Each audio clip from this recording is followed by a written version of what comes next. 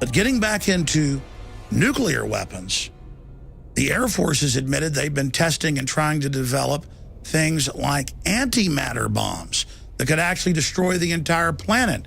And yes, scientists at CERN have come out and said, well, there's a low probability that we'll create a black hole that destroys the Earth, or a strangelet, or a particle that sinks to the center of the Earth and then causes the planet to implode.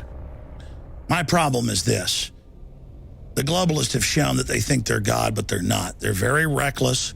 They're full of bravada and chutzpah.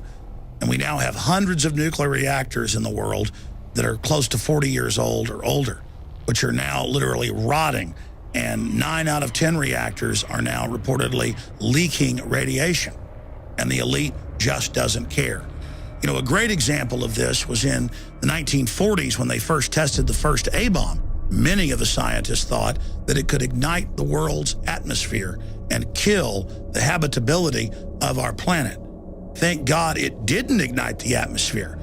But the point is, they still went ahead with the test in their search for godlike powers.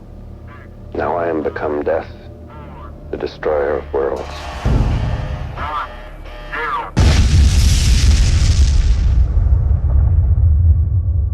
And in their own words said, we have become Shiva, the destroyer. We have become Kali, the god of death.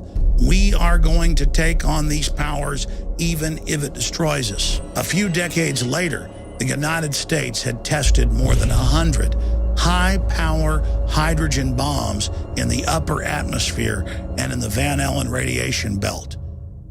The Air Force wanted to see if they could blow up the atmosphere.